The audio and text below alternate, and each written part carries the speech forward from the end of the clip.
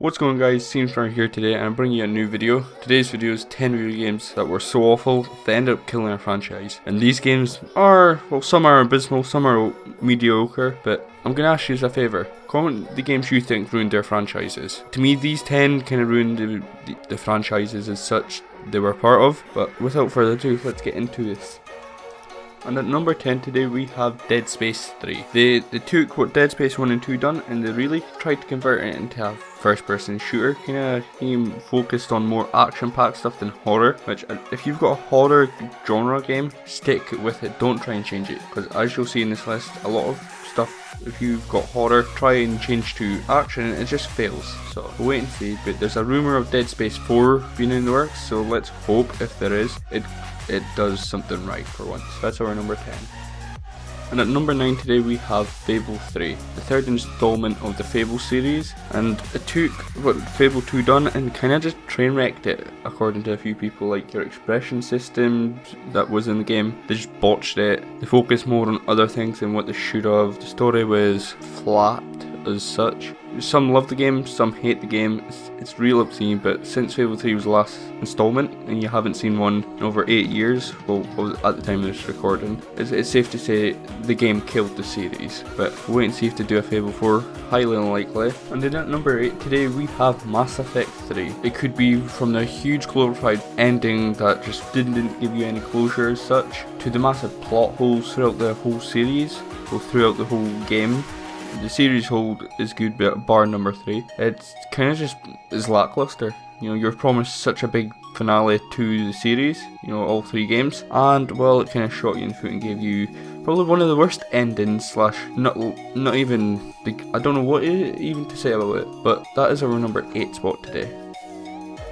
And then at number 7 today we have Guitar Hero Warriors of Rock. I don't know how they managed to ruin Guitar Hero because it was such an awesome franchise. I loved the games growing up. Just Warriors of Rock just botched it all for some reason. I don't know how they managed to, but they just ruined it. And they tried to come up with Guitar Hero Live, which, oh god, that looks awful. Live, whole thing of Guitar Hero was, it was a story as such. You know, you went through battling through great rock songs slash songs, and well, they kind of just ruined it. I eventually hope they do get the series back on track, but highly unlikely given when Warriors Rock was released in 2010 now. It's now 2018, so I really hope they get the series back on track. At number 6 today we have Medal of Honor Warfighter. The Medal of Honor series from the early 2000s was fantastic. It was like a World War II based shooter, but then the rise of Call of Duty and like Battlefield kind of ruined Medal of Honor, and EA decided to try and push on and release Medal of Honor something. Yeah, that flopped, but they continued and they released Warfighter just 2 years later, and it was buggy, it was horrible, it gave Medal of Honor a bad name. And Medal of Honor was a solid series. EA needs to learn to stop publishing stuff after its peak, or ruining it with other things like they do a lot of their games, as you'll see. And then at number 5 we have Resident Evil 5/6. They really focus on action instead of horror, and they kind of put shame onto the series, but lucky number 7 recouped some of the hope, and we're looking forward to number 8. But games that are horror, that try and move to action, just fail. If you've got a horror franchise, stick to horror, don't try and change it to action. As much as you would like to, it does not work out. Games like Resident Evil should be horror through and throughout. That's our number 5 for us today.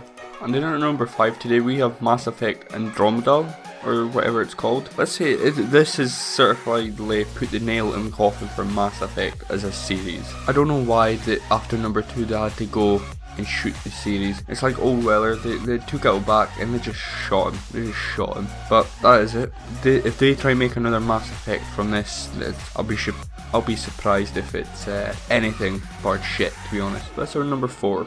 And at number 3 we have Aliens Colonial Marines. This just ruined the Aliens franchise. They didn't even have a proper script. That's how bad this game was. You know, it was so awful. They had an unfinished script throughout, as said by the developers. They didn't know what was going on. How can you go through a video game without a script? Quite simple, you need a script for anything. For a TV show, for a video game, you need some form of narrative, and they did not have that. We were promised something and we got shit. That was it, simple. That's our number 3.